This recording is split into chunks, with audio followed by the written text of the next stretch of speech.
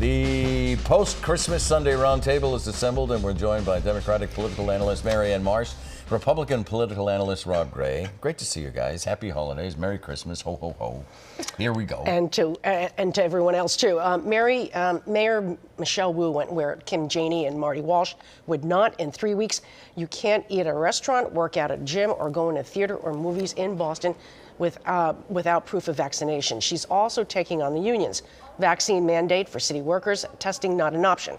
Hardcore overdue, Marianne? Overdue. I mean, we've been at this for 2 years now, and the only people who are being punished are the people who've done all the right things, which are people who are vaccinated. So good for Michelle Wu, who's hit the ground running on a lot of topics, but especially this one. And the fact that she brought a bunch of mayors with her to make this announcement tells you a lot about where things are going. Rob?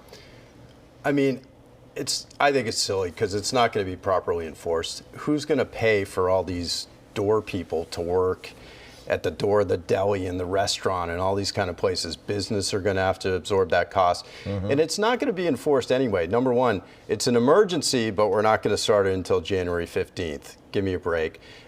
Number two, I went to the Garden for a game. I could have given them my library card to get in with, for all the attention that they gave to my vaccination card. So interesting step, but I don't think it's going to have an impact. So let's expand the conversation a little bit. We heard this week earlier that Senators Elizabeth Warren and Cory Booker have mild cases of COVID, possibly contracted while they were on the Senate floor.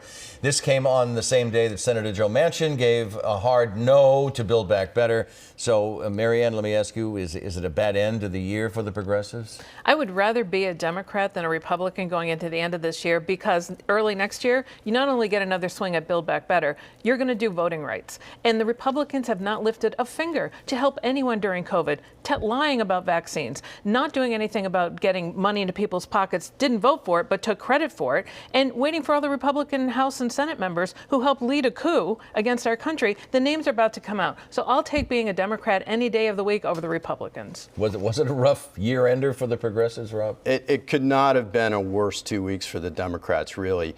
Joe Manchin has said no to Build Back Better.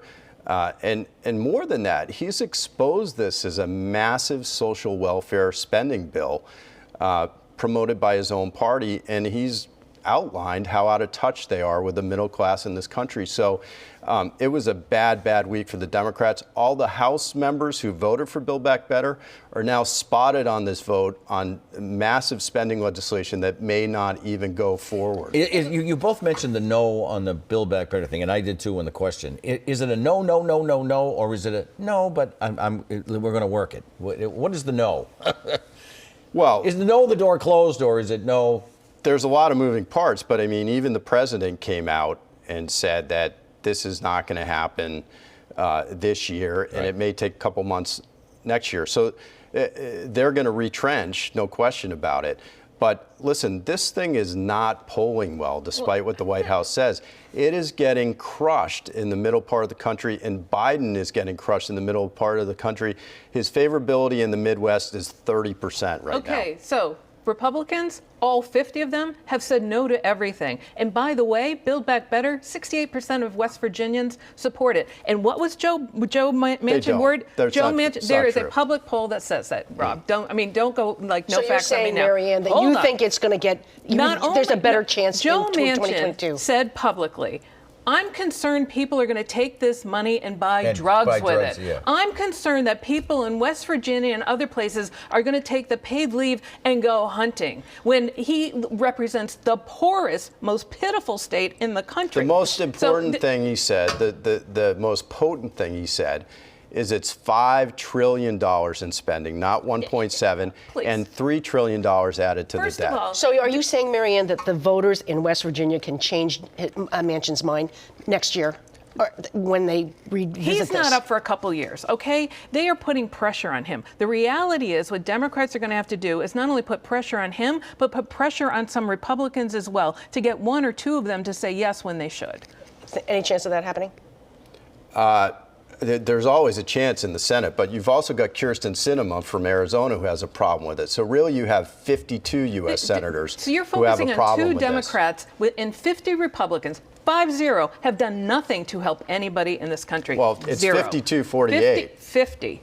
Republicans. Okay, let's move on. It's official. House Majority Leader Claire Cronin is off to Ireland. Her ambassadorship was confirmed back home. Does this confirm what we've known for a while, Rob? House Ways and Means Chair Aaron Michowitz is destined for Speaker once Ron Mariano decides to retire. I mean, it seems that way. That the question is, do the progressive newer members get enough numbers together in the next election to make a run for it or not? But pretty much House leadership probably fixed that through gerrymandering and redistricting, so that most likely it's Michowitz. Marianne? Yeah, this confirms it. I mean, Aaron will be the next speaker. It's just a matter of when, not if. And given the fact Mariano's announced he's running for re-election, it'll be at least a couple of years.